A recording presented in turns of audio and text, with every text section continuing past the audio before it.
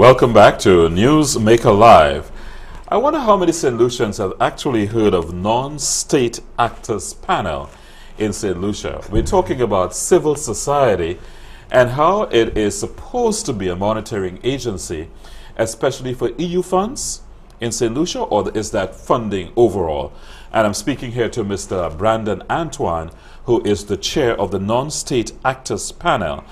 Now, I knew of this panel, Brandon, but it seems to me that it had gone dormant for a long time. So is there a revival, or have you been in existence for a while now? First, I want to say good night to viewers of Newsmaker Live in and out of St. Lucia. Thank you, Jerry, for inviting me. It's a privilege to be here to talk about Wonderful. The nice having you. Yeah, the work of civil society in St. Lucia. It's very important that we, as civil society, advocate on behalf of the vulnerable and the dispossessed, and different communities within our society that would not have a voice. As for the non-state actors panel, Jerry, we've been around for some time, since 2006. That's when the Memorandum of Understanding was signed between the government of St. Lucia and the European delegation. But we were dormant for a while.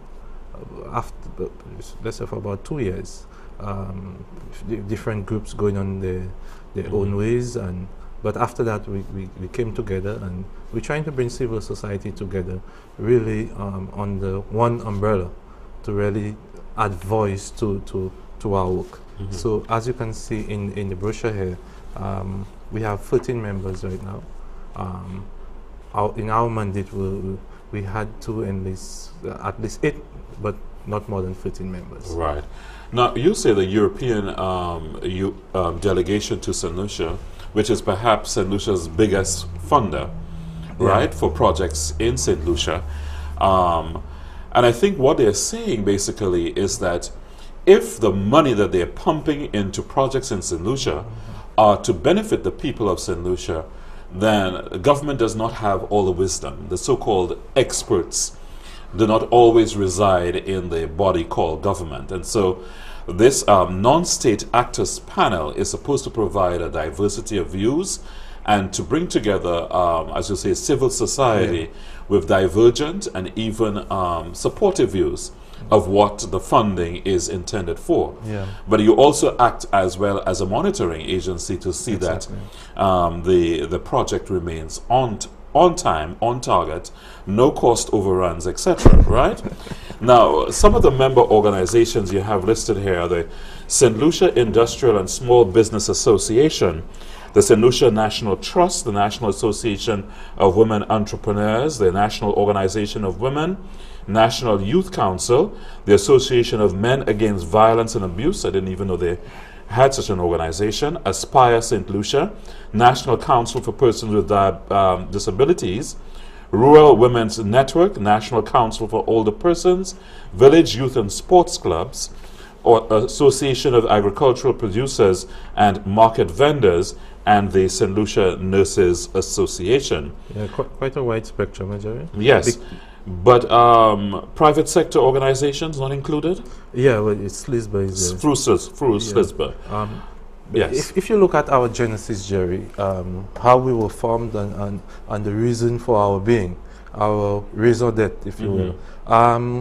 When the EU saw it fitting for there to be NSA panels throughout the region, based on the negotiations with the region, and if you look at the ACP countries, CARI Forum, including Dominican Republic, dealing with issues, whether it be the Lomé Agreement and the EPA Agreement, which we just signed. So they really wanted civil society to have a voice in that discussion. They wanted civil society to be part of the monitoring and advocating for their positions, keeping governments on Is that really happening?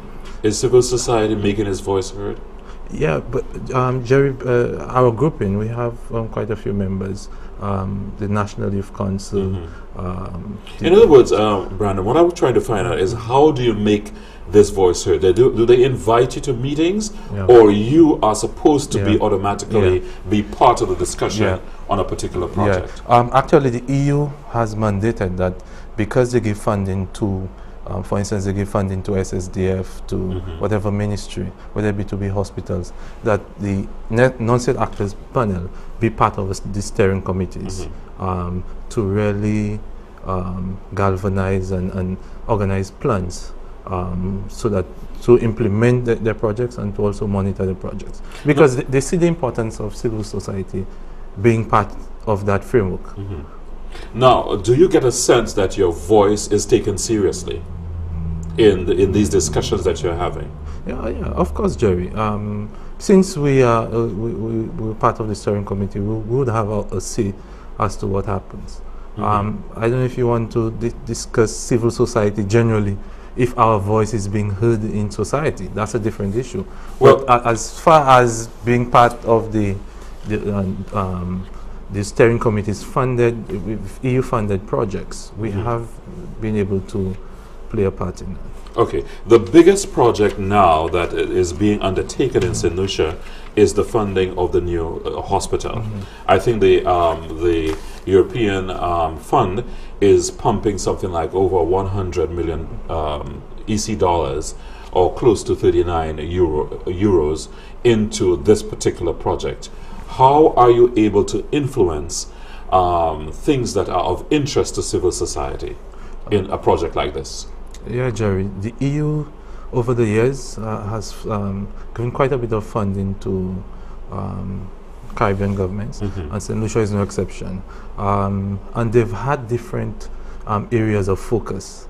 And like you rightly stated, the whole focus on health, on the new hospital, was a deliberate attempt to improve our conditions, because you know our health situation, hospital situation is not that exciting, nothing good to report on. So we, as the non-state actors panel, the EU has included us in the discussions into how we want to see this project organized. But in terms of being part of the design and the whole makeup of the hospital, we didn't have quite a say in that. And I suppose probably after its completion, we will get involved in the whole monitoring aspect. But it's really putting the cat before the horse, if I may say so. But generally, Jerry, we've been part of quite a bit of monitoring, being part of the organizing